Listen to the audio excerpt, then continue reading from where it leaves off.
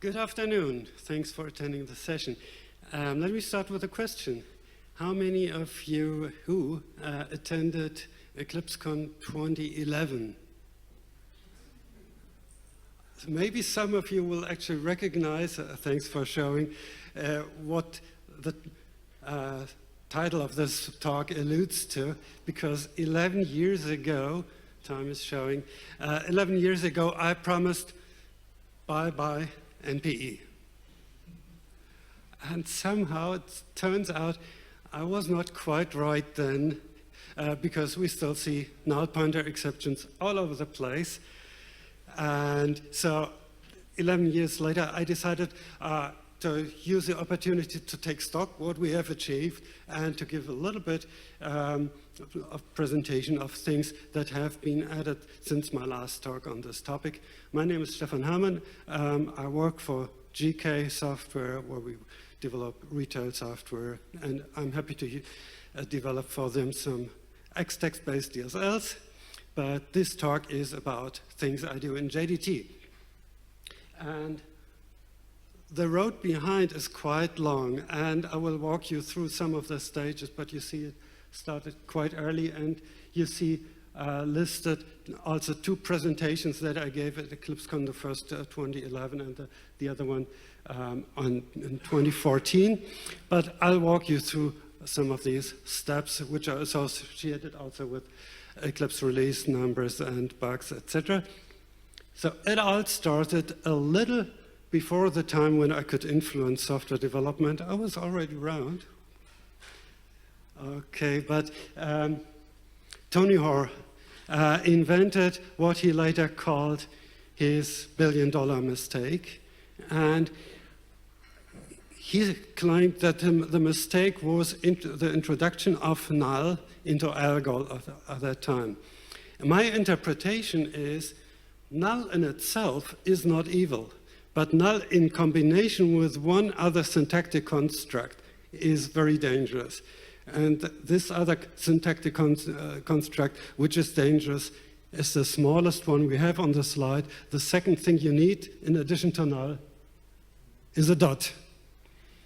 So every time you see a dot after some value that can possibly be null, your program can explode. And that's the thing we want to avoid. So that's a problem. Small and understandable and easy. The road towards a solution started also before I contributed to Eclipse. It was in 2006 when some smart colleagues added flow analysis for null pointers. And so for any local variable val, they would try to analyze at which locations in the program this variable can be null or cannot be null, and accordingly they can put precise errors because only one of the dereferences of val in this little snippet is dangerous, the other one is not dangerous. Everybody can see it immediately, but with this flow analysis, also the compiler could see that only the second occurrence of this dot is dangerous because we made this null check. And of course, this is the most simple case that I could possibly show. Add some looping, etc., into this and nesting and whatnot. This is quite complex stuff, but at that point, we in JDT kind of thought the problem is solved. Because this flow analysis is pretty precise, it's not complete, but it has one significant drawback, that is only local analysis. Everything that can be analyzed is only local variables. And this analysis does not know anything about any values that come into a method via a method argument or as a return value from some other method call. So that's when I entered the stage of this play and picked up something that had been known in academia for quite some time, that to bridge the gap between local analysis and a global analysis, which we would like to have, the best thing you can do is to add some contracts to every method. And the contract to say which argument can be null or not null is the key factor in going one step further. So every contract has two sides. One side of the contract, if we have an argument that is annotated as nullable, then of course it is dangerous to dereference this argument directly. So that's inside the method. But on the other hand, the method also declares that it expects an argument val1 that should not be null, then it's a requirement to the caller. And so at the call side, we can decide that the second call is actually dangerous and should be flagged as an error by the compiler. Wow, we have gone from local analysis to global analysis with this small concept of contracts. And that's about the status of my presentation 2011 when I said goodbye NPE, but NPE still persisted. The next stage on the road behind is, yes, we got some discussion. I mentioned local variables, I mentioned method arguments, but then we had discussion, what about fields? Can we not do flow analysis about fields as well? And people were suddenly surprised to see an error at this dereference of this.f, because they just did a null check. Why should the compiler think that null could be possible value here? And maybe for this case, we can almost agree. But what happens if there's any code in between the null check and the dereference? And then I tried to analyze the situation and identified actually 3 different kinds of risks that can spoil the analysis and can produce null-pointer-exceptions despite the null check. The most obvious is concurrency. But if you want to analyze the code in green, it would be very hard to actually detect if the field f is assigned to null just by a different name. You don't have to use this.f. It could be foo.f. That's an alias, a second name for the same thing. And that's already difficult to analyze, and precise analysis is practically impossible. And the third risk is side effects. If I trigger any code execution in this green part, the guarantee is no longer given. And just to give a hint how difficult it would be to analyze if any code executions happened between here and there, it could also be class loading. Class loading triggering static initializers, and that static initializer could set the field to null. Not good. So, but people still were angry about this error, and so we actually struck a compromise. And we say, we will accept a minimal risk. Normally, you don't want to see this error, but to reduce the risk, I said, I cannot accept any code between the check and the field dereference, and then you have the option to ignore this kind of problem. And because the border between analyzing fields and not analyzing fields is very difficult to draw, I made it very strict. I say, I do not look at all if there is any code in between. The null check is not sufficient. Would it make a change if the field is declared volatile? Question is, would it make a change if the field is declared volatile? It would perhaps protect to a degree to concurrency. So the remaining risk, but it would still not allow you to put any code in between. And so I gave a special name to this, so people are warned this is not flow analysis. I call it syntactic analysis, if anything is in between. So we have a compromise, not a full solution for fields. The next big step, enter Java 8. And finally, we could do with annotations what we actually wanted to do in the first place, but just didn't know. Java 8, aside from lambdas, introduced what was called JSR 308, which introduced one constant, which is a constant type use, which you can use in the target meta annotation. this meta annotation tells you I can put annotations at any location where a type is used. That's the name, type use. So we can actually use this style of annotations also to annotate generics. And that means I cannot only discuss the first dot after val, but I can also discuss the second dot after val.get0. Because I know that the list that I'm getting passed is a list of persons or null. There can be nulls in the list. It is declared that this list will accept null values, and therefore the compiler can know that the get method can return null. And therefore I can identify this as risky and raise an error. So this was just the most simple example of how to use null annotations in conjunction with generics.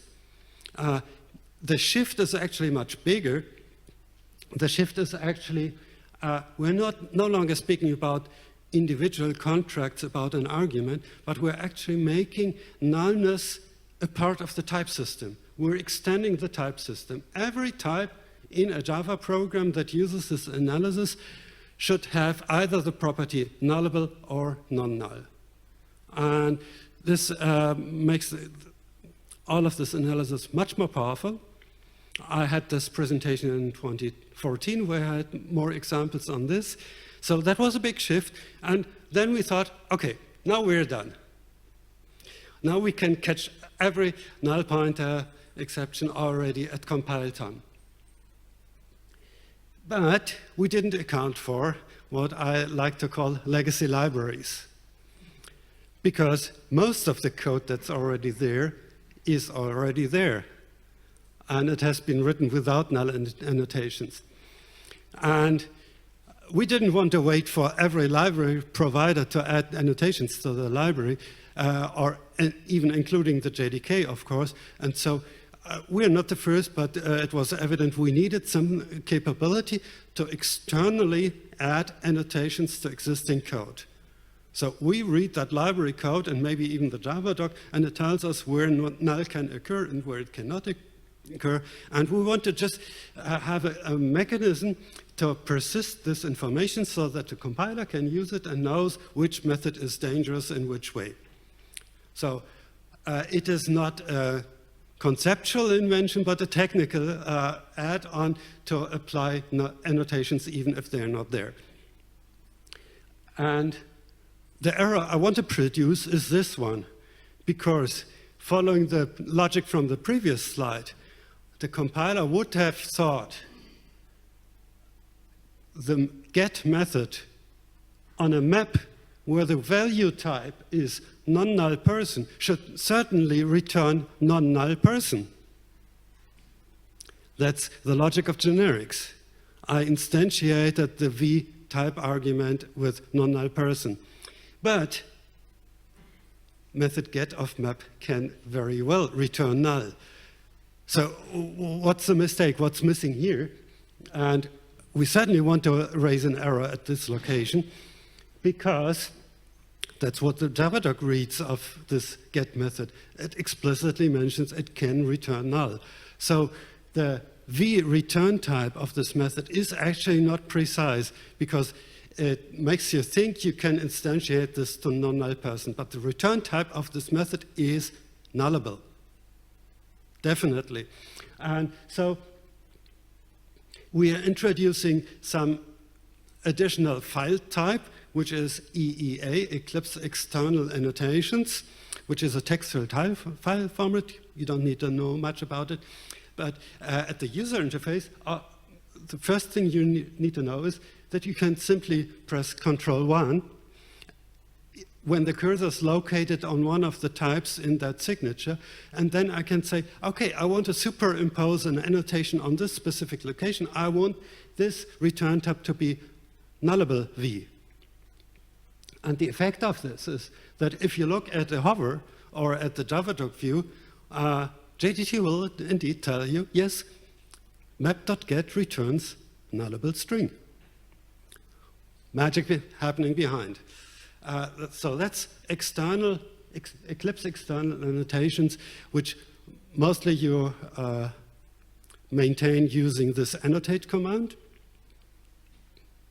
And indeed, we can raise that error based on that annotation. So basically, this is what has been reported at other in other situations as well. And I want to highlight a few things that have happened recently and further improvements over these. But I also mentioned in the abstract that I should probably give an explanation. Why is it so hard to actually get rid of null pointer exception? If it's just such a simple phenomenon, it should have a very simple solution. And my answer, why this is hard, is threefold. It is one of the core features of a language that we are superimposing on a language after the fact. So it interacts with everything that's already there. Firstly, it interacts with object-oriented programming per se. The core problem here, there's more details, but the core problem here is in OOP, we're used to being able to instantiate an object. We want to be able to annotate a field as non-null. When you instantiate the object, the field is null. And it is hard to prove that nobody will see the field in this state. It is very hard. Academia has produced some solutions, but it would require additional annotations, additional analysis. So this part is still unfinished work, but in order to completely get rid of null pointer exception, we would have to adopt one of the solutions to this problem, like marking some object references as raw, as referring to an object that is still under initialization. And you cannot do everything with this object in this state. That's hard stuff. It also interacts, of course, with all the existing Java language. I'll take a question. Yeah, regarding the non-null fields, when I have a final field in an object, I get an error if it's not initialized anywhere. So what would be the difference between the non-null annotation and the final? So the question is about difference between non-null and final, and actually the final has some similar initialization guarantees. Even that can be broken in Java. You can still see a final field before it's initialized if you apply some tricks.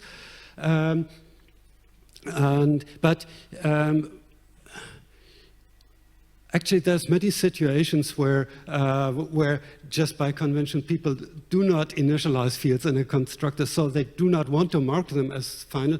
They don't want to require the constructor to initialize them. And injection is one that we have covered partly by knowing what an inject annotation means, etc. But yes, there is a relation between these two concepts. Even for final, it's not completely solved, but the strict discipline is also very inconvenient in very many use cases. The interaction with the existing Java language are manifold, and that's really complex. I mean, if you want to do anything simple, do it on a language simpler than Java. Everything you do with Java is multiplied with the complexity of Java itself. Generics, wildcards, type inference. If you want to use non-null types, even the type inference, which is the most complex part of compilation, has to be aware of this and has to find good solutions. And records and patterns, instance of patterns, are just new language constructs coming in, and each of them needs to be adapted to be aware of our non-null annotations. So just one reason why the story is still ongoing. And finally, the big challenge is, of course, all the legacy code that is there, legacy maybe in quotes, code that is not annotated in terms of nullness. And then there is interaction between the interactions. In particular, if you have legacy code that uses generics, then we go back to all the complexity of Java generics, and we need to find out how do Java generics not actually handle non-null and nullable, but also the lack of an annotation. And we have an example for that. Here's a totally checked a null annotated program where the compiler initially, ignore the man behind the curtain, initially did not find any fault and the program threw null pointer exception. The program is annotated as non-null by default. So almost every type you see on this picture actually expands to non-null. And we have this list of names, and by this expansion, it is a list of non-null string. Okay, I can check every access to this list, and if anybody would add null to the list, that would be flagged as an error, and so I can be sure I can dereference every value that I get out of that list. Fine. But there is one method call which completely screws up this logic, and I have no chance to find this by my analysis, which is the call legacy.printNames. It's another occurrence of aliasing, and the same thing is now used inside that method. And inside that method, I tell you a secret, it is not annotated. And nobody checked, and nobody knew if they should check whether they can add null values to that list. So now we're kind of in a bind, and it's kind of impossible to always find this.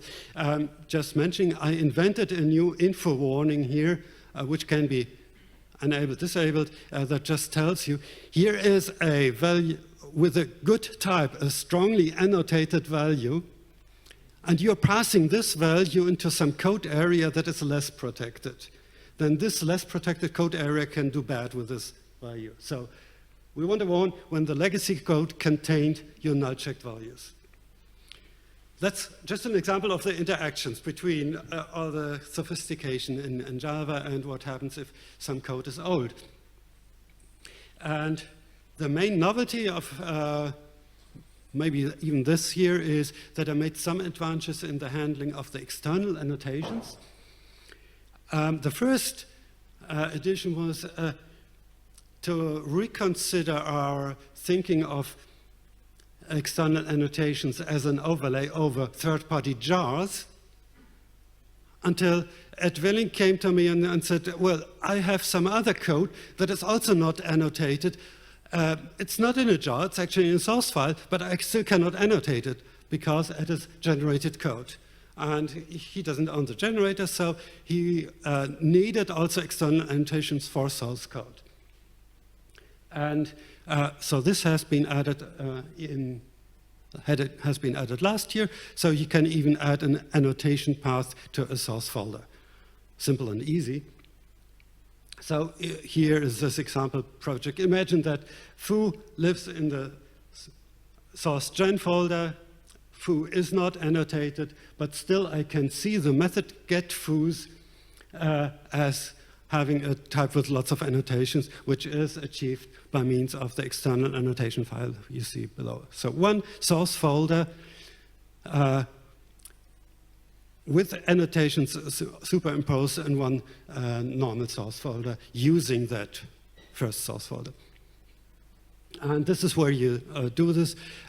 This is a dialog where you can configure the location for external annotations. I just added this field to add one more location of this dialog. Usually it was only for libraries. The bigger change related to the question, what happens now to clients of this plugin that contains generated code with external annotations superimposed? Clients of that code should see the very same API that I'm seeing inside the bundle as well. So I need to export also the external annotations. And this is when I started to figure, well, external annotations should actually be artifacts that should be handled by your build system and everything, by all your infrastructure as well. And the first step I did is that for this specific case of annotations for generated code, I said each plugin, so in an OSGI context, each plugin can declare that the annotations it uses internally are also to be exported. And So automatically, PDE will add the external annotations also when any client looks at the generated classes. And the cool thing is, it doesn't make a difference whether you have a dependency to a project or whether that's a jar file that's deployed somewhere. PDE makes the difference here under the covers. So yes, you can export your own external, internal, external annotations so that clients can see the same interface that you define for yourself. But that's not enough for all situations. It is, however, useful for plugin projects which have generated codes with superimposed Eclipse external annotations. Added this year. But actually, so let's get at the management level. How do we deal with these files on a larger scale? Initially, we thought that just every project keeps its own external annotations for all the API that it wants to access, but that's not sustainable in a larger context. So rather than having each project maintaining their own set of EA files, we can put them into separate artifacts. We can just have a jar file only containing EER. And for batch compilation, we actually have a brute force switch that the compiler should look at all class path entries if they contain any EEA, and then it would use them. And there is an initiative called lastnpe.org where they, for one thing, collected many of these EEA files and also made some integrations. I know about some extension of M2E, how to combine all these things. I don't know the details. Michael can maybe say more if there's questions. But this is a brute force approach. If you really want for every class access to access every class path entry, do you have a superimposition external annotation file? That's not good for performance. So inside the IDE, we need something more specific. And JDT should actually know more precisely where to look for these things. But now that they are separate artifacts, they are actually subject to your dependency management, right? And dependency management is a topic of your build system. And JDT knows nothing of your build system by design, because which build system should it know of? So we're in a bind again. And a difficulty, how do I bridge JDT into any arbitrary build system? And the easiest solution, and this is luckily a very generic solution I could find, is that I hook into the concept of class path containers. Those who attended the Basel talk earlier this day saw that this is a great mechanism to integrate build systems with JDT, and that's actually what I did for external annotations in a very simplistic way too. So just for those who don't know what's a class path container, it's that node in the package explorer which reads plugin dependencies or Maven dependencies or Gradle dependencies or foo dependencies or something. This node in the package explorer is something that the JDT understands, but it's supplied by somebody else. And we just allow to use the name of this container when specifying the location where external annotations are to be found. So up to now, we required something like a workspace path, but for all the dependencies, this doesn't work. So I allow that you say, please find my annotations in the required plugins container, and inside that container, it has the name org example annotations. And then the resolution of that container will match the given name against all the elements it found during normal dependency resolution and can match. This is an artifact that's responsible for providing EEA to my project. and so it requires you have it in your dependencies, and then the promises JDT will find it, and it doesn't matter which kind of build system you use. If it has a plugin into a JDT, it will be found. So we kind of have a solution for this duality between IDE mode and CI builds, where one knows about the file class path and the other does not know about. But each has a solution with its benefits and drawbacks, but I think I've struck a pretty convenient level of a solution here. And just as an example for the CI build, if you want to use this approach, just to add the compiler arg minus annotation path, class path, this is how you tell the Eclipse Java compiler during batch compilation that it should look at all the class path entries for external annotations, just as an example. And time to wrap up. Did I promise too much in 2011? Yes, definitely. I promised too much too early, too soon. The thing turned out to be much more complex. And during the last years, I've seen some discussions where people say, well, this is one of the reasons we should actually move to a more modern language that has the nullness baked into the type system. And people say, well, that is sufficient reason to move away from Java. My answer is no. If you're still using all the libraries, you still have most of the problems we have here, and the part of integrating it into the language we have solved with annotations. So I don't think nullness should be a reason to move away from Java with this solution. And yes, it is possible to create provably null pointer free code, but only in greenfield and clean room development. Everything that has some legacy inside, you will have to make some compromise, but I think we can get pretty close. And the last question that is asked very frequently, there's so many annotations, annotation declarations out there. Which ones should I actually use? And the definite answer I can say, don't use when it has the label JSR 305, because that's a lie. It pretends it's a standard, but it's just a one-person standard, and that person disappeared right after deploying this annotation on some server. It is not justified as a standard, and moreover, it does not fulfill the basic criterion for modern nullness annotations. They should always be type use annotations. Everything else is inferior. And among that group, there are still 3 sets of annotations that could be useful. One is from the original authors of JSR 308. That's a checker framework set of annotations. They're good. JDT annotations are good.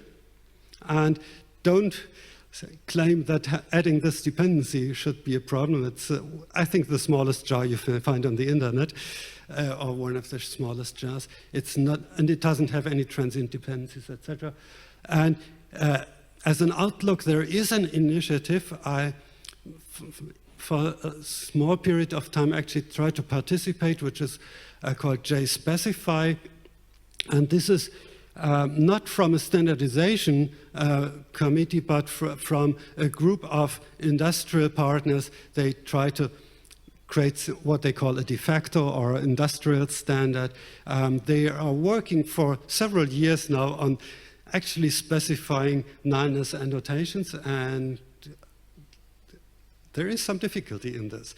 But maybe if at some point we will have a standard for this, maybe this will actually be the result of the JSpecify project. And with this, I'm finished and happy to take questions.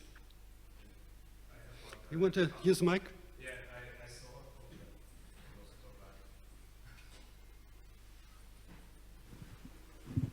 Thank you. I saw you use this Eclipse JDT annotation a lot. And I thought it would be a good idea coming from JSR 305, but the retention is class, so it means the compiler will see it. But at runtime, if you do reflection for something else, for example, enhancing OpenAPI or something like that, it's not possible to detect the nullness anymore. Do you know something for a solution? Well, this annotation is primarily aimed at static analysis, right? Okay. And I think the easiest solution, if you have a tool that relies on these annotations at runtime, maybe for injecting something. No, actually, if you do injection by bytecode weaving, you would still see the annotations. It's class file retention. But then it would be as easy as possible to just copy and change the retention if you use it just in your project. I don't think the normal use case would need it as runtime retention. So it's just... It's a bit of a pity, right? Because especially for OpenAPI, it's like so you have checks RS where you're detecting some things like the constraints, like not null, which is also enforced. But it would be good if you could detect nullness and then say, okay, this is something which is not required for the OpenAPI, or which is required if it's non-null. And it wasn't possible because the application server kind of removes after loading the annotation, so you don't see it anymore.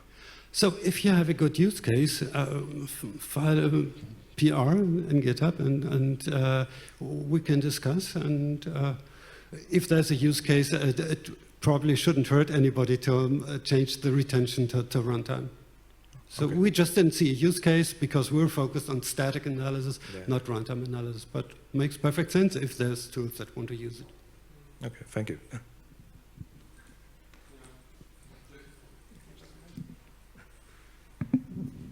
Yeah, the class file retention has the advantage that you can specify the dependency as provided in Maven, so you don't have a transitive dependency. If you change it to runtime, then you have to provide the dependency on runtime also. So please, both of you, discuss this in an issue, and then we can see if there's a possibility to come to terms. And thanks a lot, Domagoj, for this additional perspective here. And of course, that's an issue that people don't want. So if they have dependencies which use annotations, then the client doesn't want to be forced to also have that dependency on those annotations, although I don't know, it shouldn't hurt, but this situation occurs. More questions? Yep, fun. On one of the slides you showed the analysis for a field. I think it would a bit more Take big. some time. Yeah. Go ahead. Wouldn't be best practice to use a local copy there of the field? So something like final copy of the field, because then you can be sure that there's no concurrency issues, and so you can have a working, this one. A validation. So if you make would be usually a good practice to have a copy of this F, and by that you would be on the safe side. Thanks a lot for the question. And we've implemented a quick fix. So if there would not have been a null check, and you dereference the thing, there should be a quick fix. I haven't tried it, so I hope it still works. It should actually extract the field into a local value and variable and check this.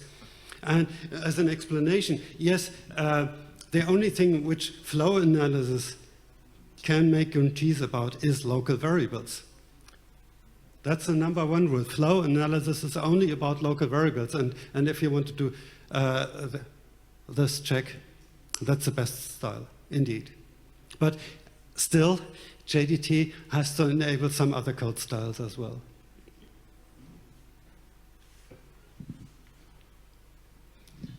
Okay. One last?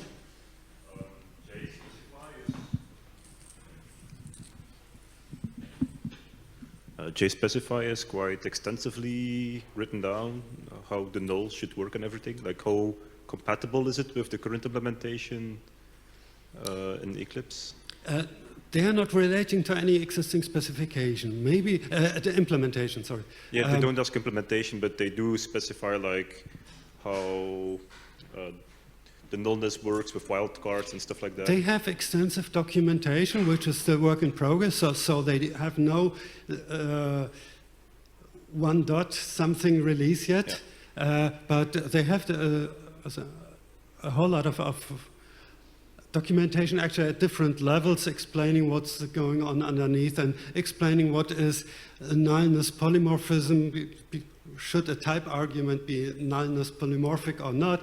And lots of theoretic things. Yes, I think they have more information than most of us would need. Yeah, but is it compatible with your implementation, or do you see?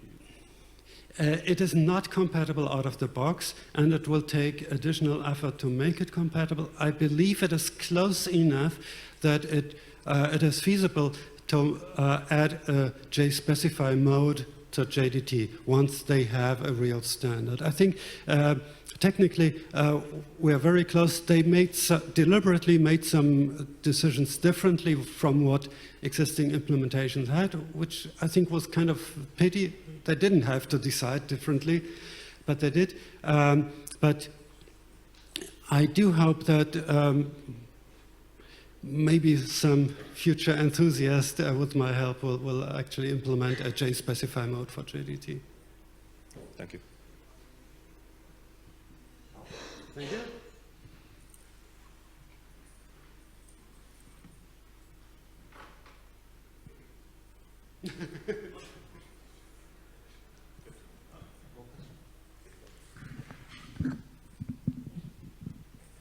Thanks. There is a joke that if there are many standards, someone will come along and try and unify all these standards into one, and then you have one more standard. So I was thinking that maybe one thing which is not really favorable is that there are so many annotations, and because people don't know which one to choose, they don't even start. So when one is, say, in Eclipse space, maybe it's easy to use the JDT annotations, but what about having something like that directly in Java included so that people can try annotate it? I think this might be one of the biggest obstacles, because it's difficult to choose which ones of the, you mentioned I think 4, which one to choose to get started. So first, regarding the compatibility, when we started with the Java 8 version of our annotation, we actually had a very close look at the only predecessor, which is from the JSF 3.8 authors. And with that approach, it is very close to compatible. So there's only tiny differences between that. So we paid close attention. Regarding real Java-based standard, it shouldn't be that hard, but the legal process of getting it through JCP, everybody I've talked to just warned me, don't do this. So if there's some volunteer, it certainly is the most natural next thing, but actually Oracle is observing the discussion of JSpecify as well, and also they said, well, you may do it, but we don't get involved yet. So that's probably the best I can say about the current status. Of course, standards are good, because everybody can have his own. Yeah. But to be very clear about this, JDT can be configured to actually use every other annotation out there, but this doesn't guarantee we are using their semantics. Just syntactically, we can use each of the other annotations. Okay, I think we should have a break. Thanks for your attention.